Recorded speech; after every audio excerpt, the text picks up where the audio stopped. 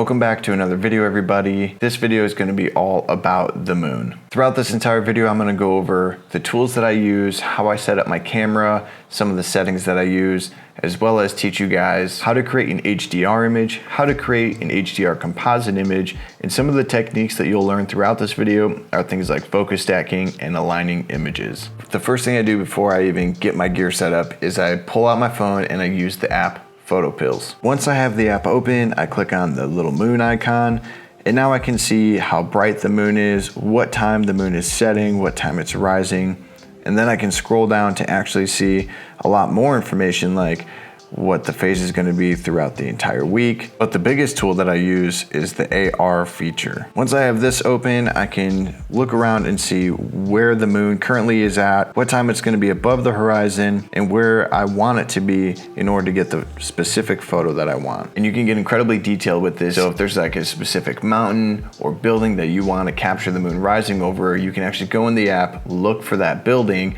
and see when the moon is going to be rising over that, and you can plan those shots out. It's a great tool, and I use it on every moon shoot. Once I know where the moon's going to be, what time I'm shooting it, I'm going to go ahead and get my tripod set up. In this example, I'm using my porch because the moon will literally be rising right outside my back porch. Then with my camera on the tripod, I usually start off either in a vertical or portrait mode. That way I have photos and video for social media, and then I'll rotate to a horizontal or landscape depending on the setting, or if I'm planning a panoramic landscape shot with the moon, or really any composition that would require a landscape orientation. The lens that I use is a Sigma 150 to 600mm Sport. You can use a 200mm lens or teleconverters, really anything that's going to get you close. If you have a high megapixel camera, you can also shoot at 200mm or 100 or 150 and then crop in if you would like. It just depends on the composition you're going for and how close you want the moon to be in your photo. If I know the moon's going to be out during the day and I want to get some nice blue hues in there with the moon, then I'll usually be using a faster shutter speed because it's daytime. A lot more light, so I'm usually around 1000 to 2000, and this allows me to be handheld so I can have optical stabilizers on or lens stabilizers on and be able to take photos of the moon handheld. If it's nighttime, of course, just like any astrophotography, we're going to be slowing our shutter down. Camera's on a tripod, and we're turning off any optical stabilizers, image stabilizers, anything in the camera that is going to vibrate. A lot of these systems, at least with my camera and the older generations, I don't have a mirrorless, I use a Canon 1DX Mark II. But a lot of these cameras actually still vibrate, and you can actually get shake or motion blur from the lens trying to stabilize itself even though it's on a tripod. So just take those off, turn everything off, and just use the tripod as your main source of stabilization. When it comes to the f-stop, I'm a lot more narrow, usually between 6.3 and 11. This is just ensuring that I get the moon in focus and I'm not getting the edges of it blurred out or anything.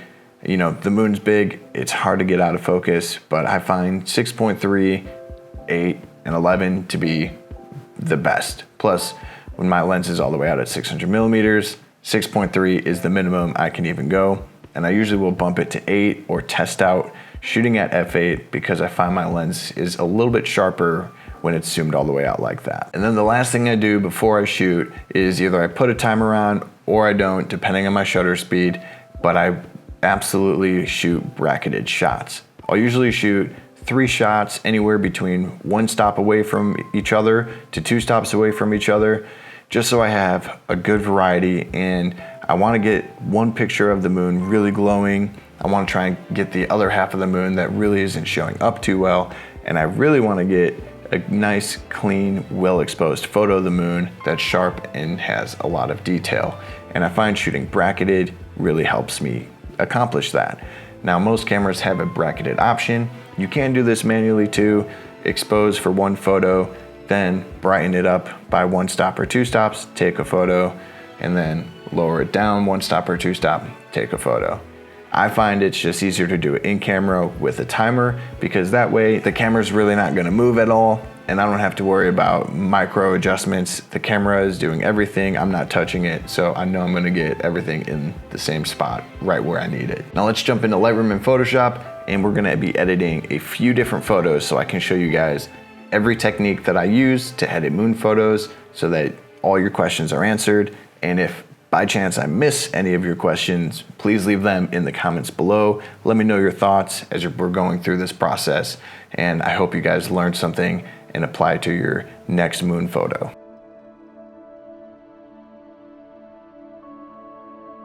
So here in Lightroom, I have color-coded all the different photos that we're going to be using today. And these first 4 here is what we're really going to be focusing on. So what I want to do is take this photo of the pine trees in focus, this photo of the background in focus, and then this photo of the moon, and I want to put that moon right here. So the main techniques that we're going to be using here is alignments and focus stacking, and then we'll finish it off with a composite of this photo. But before we do any of that, we're going to go into develop, and I'm going to try and get this blue background to match this background here.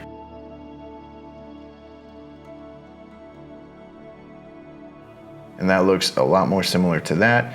So now we're going to select all 3 of them, go to develop settings, psych, we're gonna go to edit in, open as layers in Photoshop. Now while that's loading, I wanna say I'm not gonna go through incredible detail with each of these images, because normally I can spend between 30, 40 minutes to an hour on one photo. I wanna give you guys just the gist so that you can take these tools and these tricks, or whatever you wanna call them, apply them to your photos and use your own creative spin on them. So I'm gonna move the photo of the moon to the top, and just to save us on being confused, even though everything's labeled out here, we're gonna just relabel these moon, turn that layer off, and we have blurred pines, sharp pines. I honestly could have labeled that one background in focus, but whatever. So turning on the sharp pines layer, we're gonna do Control T, and we're just gonna move this center aligned. We'll crop it later. And I wanna do the same thing with all of these. So take our background, put it there, and the moon can stay there for now. We'll just turn that off. So we're gonna select these 2. We'll go File, Psych again. We're gonna go Auto Align Layers, leave it on auto. I'm gonna leave all this stuff as it is. And now we should have everything aligned. And then we're gonna go to Edit again, Blend Layers, and we're gonna leave it at Stack Images and Seamless Tones and Colors. And I'm not gonna do the Content Aware Fill because I'll just do that on my own. And now we can see how well it did. So our background, you can see I turned the layer off. The sharp part of the moon is there. And of course my moon isn't completely in focus, but it doesn't matter because we're gonna put the incredibly in focus moon right on top of it. So now let's put this in a crop that I like. So we're gonna go to the crop tool, and I usually will edit in 9:16 or 16:9, a vertical format or a landscape format, depending on what I'm using it for. This is gonna be for social media, so I'm gonna do that. So we'll do 9:16. You can use the O button or the O key on your keyboard to find a nice composition. If you've never played around with these, it is very helpful. I want the moon to be kind of right on top of this pine tree. So we're going to try and get rid of all the other ones, and we'll do something like that. And then if you really want to, you can create a stamp layer by doing Shift Control Alt E or Option E if you're on a Mac. That will just merge all the visible layers together. So now we can work off of this layer, and we're gonna go to the spot healing tool. So normally I'll go through and I will get rid of all of these distractions. And now, like I would even get rid of all this tree here, this one coming in, just so that this top of the pine tree is right here. And I was not thinking clearly, so I cropped it out. So we're gonna actually delete that, go in here, and we're gonna edit in Photoshop. We'll just open it into a new layer, grab that, bring it in, drop it, reset it. And I'm gonna drop my fill down. You can use your opacity, either one's fine. And you can see the time that I shot this versus maybe an hour later, how much it's rotated, but that's gonna be fine. All right, now we want to isolate the moon. So we're gonna come in here and we're gonna do a couple guides, and we're gonna use the ellipse marquee tool, holding shift to get a perfect circle, and space bar to move it around to try and get as close as we can to the edge. Now the moon is not a perfect circle, so it's not gonna be perfect, but we can clean that up later. And then doing Control J to create a selection, or you can just put it on a mask. And we're gonna go with the mask just because it gets rid of the entire sky. And now look how good that looks. Go to view, and we're gonna go guides. We're gonna go clear guides. You can still see we have some haloing coming in from the background, and we kind of want that. We kind of want this blur happening right here. And we can create some artificial blur too. Consider it like a little bit more enhanced dodging. So now with our moon kind of where we want it, I want to kind of clean up this edges because that looks like someone just put a photo of the moon right on there. So we're gonna go brush tool, and let's go to a really soft brush. We're gonna zoom in here, and we want something a little bit bigger because I can take the brush away. I'm gonna do a quick intermission. I'm on a 30-hour fast, and I've had a migraine for 2 days. So if I am going over my words here, or I'm backtracking on stuff, just know that's why. All right, so big brush here, black to remove, and we're going to shorten that a little bit, and we're just gonna paint around. We want it there, but we don't want it completely there. And then what we can do is kind of bring it back and go right here in the center and give it a little bit of that shadow underneath. And then you can drop your flow down to about 15 and feather it out even more. What we can do even more now is we can create a copy of the layer underneath. Let's turn that layer off real quick. And we're gonna go to select, color range, highlights, and we see our moon is in focus or being selected here. But we want, I don't want it to grab all the sky. I just want the moon. So that's one way to do it. I'm gonna do it a little bit easier way since all we want is the moon, but if you ever want to select all the highlights, that is how you can do that. We're gonna go to the quick selection tool, bring this down, and we're just gonna select the moon and maybe get rid of some of this stuff here. It doesn't have to be perfect because we're just gonna use a mask and kind of clear some of it out. And now what you can do is hit Control J. Now that has put just that selection onto a new layer. And now we can go filter, blur, Gaussian blur. And I have it set to the megapixels of my sensor. This is a good way to keep it natural looking or doing Orton effects. Just to make it really noticeable for you guys, I'm going to brighten it up or expand it to 42, and then I will use my adjustments, do brightness, contrast 20, and we'll leave that at 0. So brighten it up by 20. And now you can see the difference there. And then we'll put our moon layer back on, and then we'll put a mask underneath on our highlighted and blurred object with the brush. And I'm just going to get rid of the glow from underneath. Using the dash, the backslash, you can actually see what you're getting rid of. And I just wanna make sure I'm not getting rid of anything from up there. And now you have a little bit of a glow. We can get rid of some of the edges. I think that was too much. So we'll drop our flow down, and we just want it to be a lot more natural looking. So following the curvature of the moon here, we can do that. Normally at this point, I would turn it into a smart object, go into camera raw filter, and I would play around with it. And I'll show you guys the finished product for this photo right here.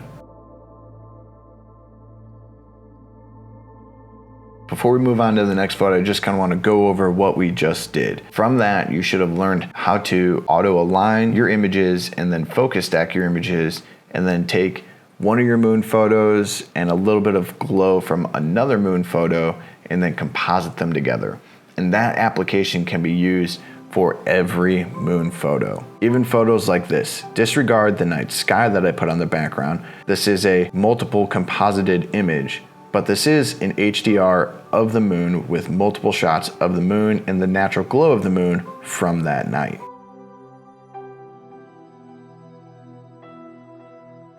Now let's say you only have half the moon. How can we get it to look like this? Well, this is a little bit more on the unethical side of things because you're gonna be pulling other people's images and trying to align the moon. And you have to understand the moon wobbles around. It's not always gonna be perfectly aligned. But I use Envato elements and I grab this photo of the moon. All right, back to creating this image here. So we're gonna take these three moon photos, and again, we're going to open them as layers in Photoshop. For now, we're going to turn the full moon off, and we're just going to focus on these two. First thing we need to do is align them. So pressing V, that's gonna give us the move tool, and these were taken at the same time, so they should be aligned with one another. We shouldn't have to use anything else, and we'll more than likely end up shrinking it a little bit below to make the glow look a little bit more natural. All right, now let's bring the main moon. We'll put it right there. Now this little circle right here is the Sea of Crises or Crisis. I don't know how to pronounce it, but that's what the internet said. So you can see that they're both pretty similar. They're in very similar locations. We're not too far off, so we might get lucky here. The thing is though, how stretched out some of the stuff is.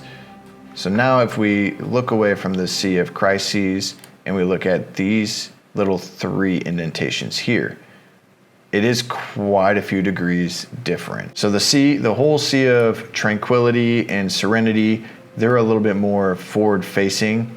So the best thing that we can do is the puppet tool. So we're gonna use the puppet warp tool to get everything aligned to where we need it to be.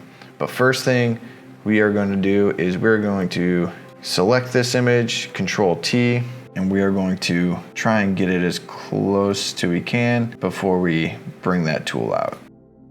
That looks pretty good right there. So real quick, I'm gonna turn this into a smart object, go to filter, camera raw filter. The white balance on it is a little bit different from the other ones, so I'm just going to warm it up a bit. We're only using this for the dark side of the moon. It doesn't have to be perfect because all this is going to be gone anyway. We are going to rasterize that layer, making it a layer again so it's no longer a smart object. And then we're going to drop the fill of this. And again, you can see we have to rotate it quite a few degrees. So you can see right here in the Sea of Tranquility, and we have to move this down, and you can rotate it. So if you do Control T, like you can play around with rotating it, but it's just not gonna be perfect because now if this is the same rotation that it's on and we position it there, we have all this space. What I like to do is leave it there, and now we're gonna go to edit and we're gonna do puppet warp tool. And what the puppet warp tool does is it allows you to put these little pins, and then what you can do is you can pull. So now I'm pulling between these two pins, and those points of movement aren't moving. And then to delete the pins, you can just select it and then delete them. So what we need to do is we need to align all these together. So I'm not gonna spend a lot of time doing this. I'm gonna fast forward through this, but let's just align this one here, and then you can play around with this on your own. So I'm gonna lower the fill down, and what I like to do is with my fill all the way down, I can see let me find one point on here. So let's take this point here. And now we know that this right here should be right where this point is.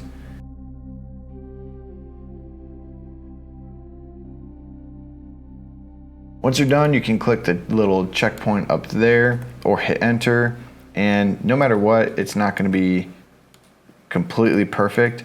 But as long as this right here looks good, then we know that our position is going to be pretty decent, because we're going to just blend those together and all this up here really doesn't have to match. So let's go ahead and turn that back on, and then we'll do a little mask. You can click the mask right there. Now we'll do the gradient tool, and we're just going to bring our moon back in. And I'd say that looks pretty good there. What we can do is maybe crop this a little bit. And if you want to make any adjustments here, I'll usually go through and I'll brighten it up a little bit, and then I'll add some contrast with an S curve. And then on this layer, I'll usually dampen down the highlights by dropping this point here. Maybe add a little bit more shadow there. And for that, we're going to press Alt, and that brings up this little arrow here, and that's just going to affect that layer. And we can do the same thing with this layer here. We can add some more contrast to it, really darken that down. And now we'll create a stamp layer of that, because that looks a lot better. Now I'm gonna group these together here, turn that layer off, and now let's bring that glow back. So we're gonna select this layer. We're not gonna make a mask just yet, but you can see it's not perfect. That's where, again, you could play around with the puppet warp tool and really dial in how perfect you make it. And we're gonna use our rulers here and our guides. And if you don't see these, then you can go to View and make sure you have rulers checked, or you can do Control R and you'll get these on your timeline. If not, they'll go away. Control R to bring them back. Now we're going to use the elliptical marquee tool once again, and we're going to make a selection. And it's okay if it's not perfect, but now click the mask, automatically puts it on a mask. We're going to get rid of these layers, so View, Guide, Clear Guides,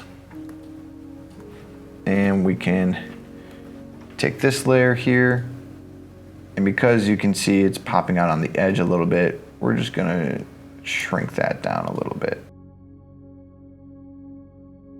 And you can go in and you can either crop this further down like that to fit in, or you can use content aware fill. And to really fine tune this, if you are still getting stuff like this even after using the puppet warp tool, you can make sure you have your mask clicked, and you can go in here with a somewhat soft brush, and you can come in and you can clean it up.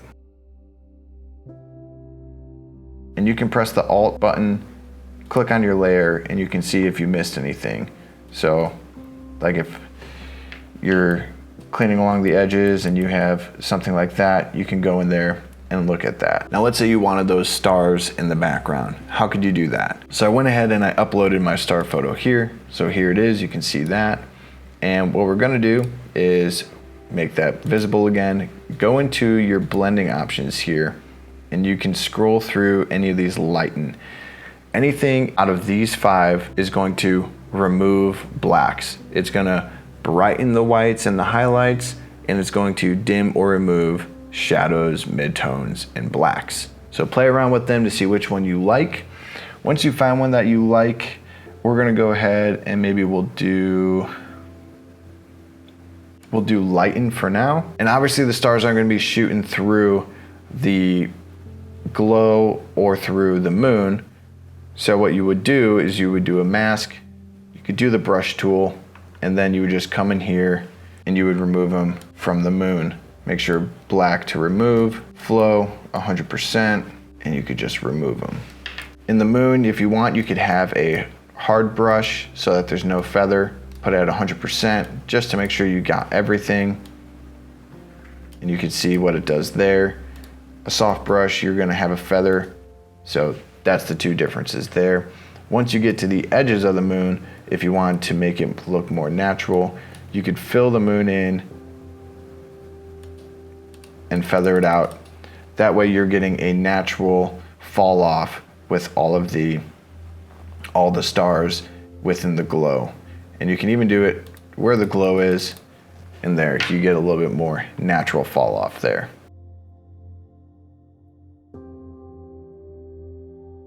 Another thing I like to do is kind of combine multiple events happening in the night sky. Recently I made it onto the news for a video of mine hitting over or near 6 million views on TikTok, and it is a composite of the moon and the comet that recently passed by in February. I composited them together because they're both happening at the same time. So all those photos were taken at the same time in the same place, just merged into one photo.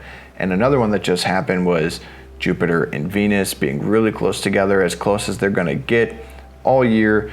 So I took a photo of the moon. I wanted Jupiter and Venus in the photo, kind of looking like they're perched above a tree. So now I'm just gonna composite them together just to kind of remember what all was happening in the sky at that time. By no means do I ever try and play these off as a real representation. Every time I post one of these photos, I'm very clear that it is a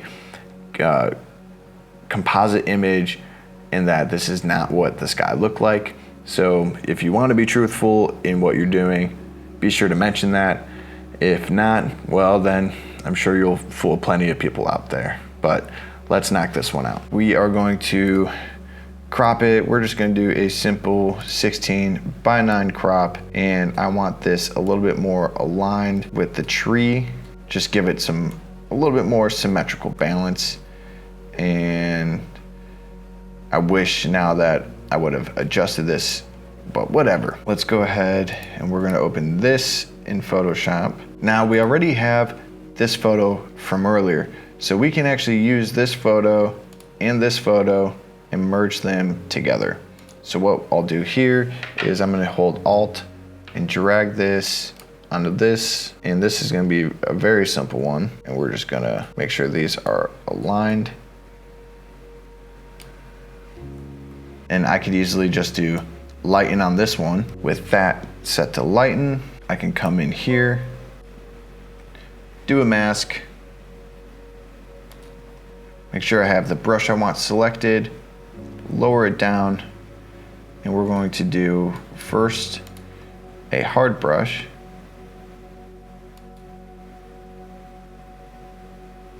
and then do Control I to invert it. There's our moon.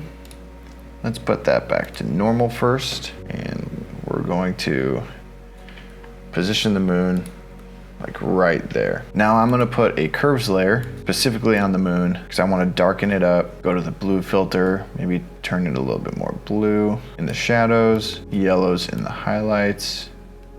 Do a brightness and contrast, lower the brightness, bring up the contrast, and I can even do a gradient map just on the moon.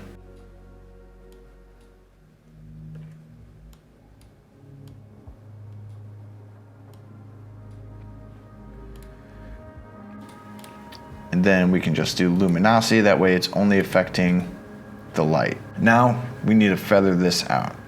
So go back to this mask here, and with a soft brush, roughly the size of the moon, just start working your way in and around, softening it up, and then do about half the size or quarter size of the moon, X for a white background, and just bring some of that back. Go back underneath, and let's get rid of this airplane.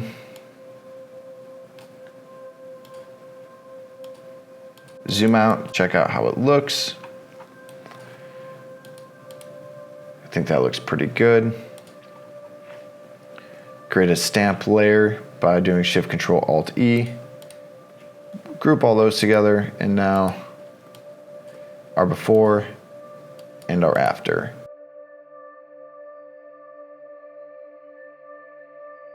And now you can create a composite of what was happening in the night sky in one image. And those are the techniques I use to create my favorite moon photo I've ever taken. This photo, the moon was rising. It was perfectly misty out. This is a bracketed shot. I did 7 different photos so that I could have the entire range. So I can have the sky looking the way that it looks here, the moon in focus, the right glow. And then I took the full moon, and I didn't have to composite multiple moon photos. I edited that moon together, and then I blended it on to this image here. I just erased some of the layer to make the clouds and the wisps come through, lowered the opacity a bit. I wanted to walk you through the edit on this one, and while I was cleaning up my hard drive, I accidentally deleted the photos, the raw photos of the full moon in focus. If you watch the whole thing and you learn something and you're excited to photograph the moon, I am releasing this on the day where tonight is a full moon. So go out there, take some photos, tag me on Instagram. You saw my handle pop up a bunch of times. It's also in the description below. Would love to see the photos that you guys create. And clear skies, happy shooting. I'm gonna go eat dinner because I've fasted for long enough, and I'll see you guys in the next video.